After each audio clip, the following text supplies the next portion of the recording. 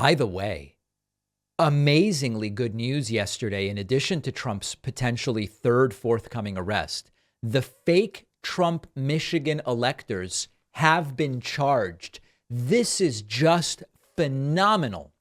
Let me remind you, in many states around the country, in the aftermath of the 2020 election that Joe Biden won, it's crazy, but worth mentioning, that election that Joe Biden won, Republicans, we really know now, inspired by Trump's inner circle, had the idea of, even though Joe Biden won, what if we just send Republican electors to say we cast our electoral votes for Donald Trump? What about that? And when this news broke that this had taken place in Arizona and Michigan and other places, we thought to ourselves, there's got to be some crime here, right? And then the legal experts weighed in and they said, oh, yeah, there are potentially crimes here.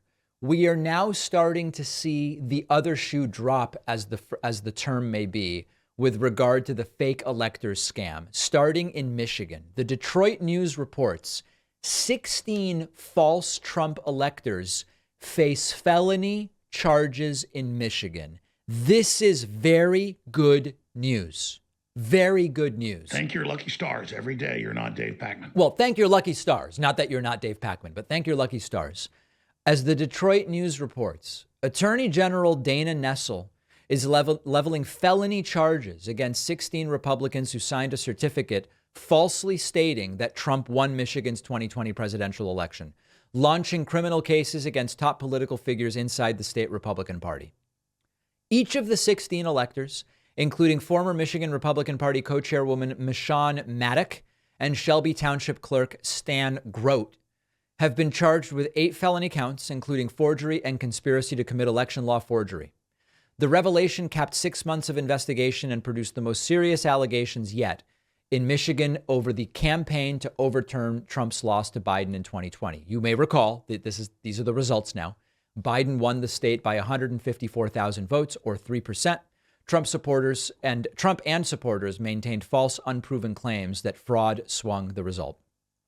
As part of the push to undermine Biden's victory, Trump supporters gathered inside the then Michigan Republican Party headquarters on December 14. They signed a certificate claiming that they were casting the state's 16 electoral votes for Trump.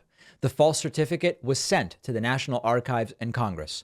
It inaccurately said that Trump electors met inside the Capitol. However, they hadn't. Biden's electors met inside the Capitol. The false electors' actions undermine the public's faith in the integrity of our elections, and we also believe plainly violated the laws by which we administer our elections in Michigan.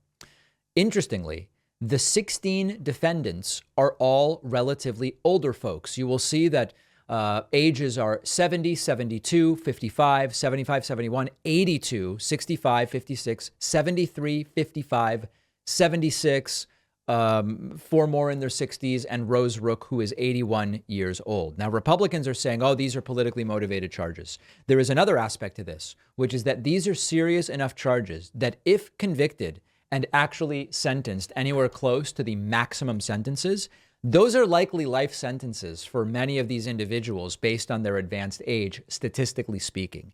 This is serious business. This is also very good news.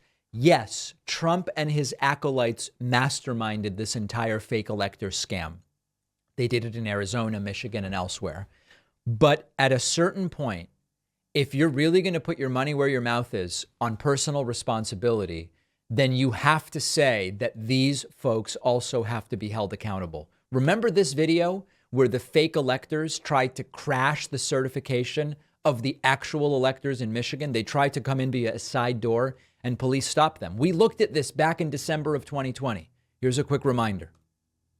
They're also on the governor's certificate of ascertainment. I'm not going to get into a political debate. I'm following the order. Political debate. Okay. It's the official sealed document. The certificate of ascertainment has also the GOP electors. They are here.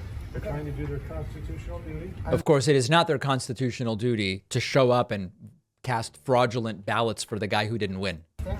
And their constitutional duty requires them to be at the Senate chamber today at 2 p.m.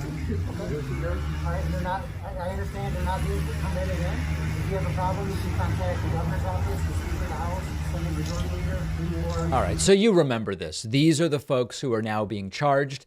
If indeed the evidence is similar, remember, folks, we're careful on this program. We just don't go lock them up, lock this person up. If the evidence in Arizona and other states about the actions of these fake electors is similar to that in Michigan, then they should also be charged in Arizona and elsewhere. This is called accountability. This is called due process. This is called the rule of law. And it is called personal responsibility, for which these Republicans have been advocating for decades. This is what it looks like to be responsible for your actions.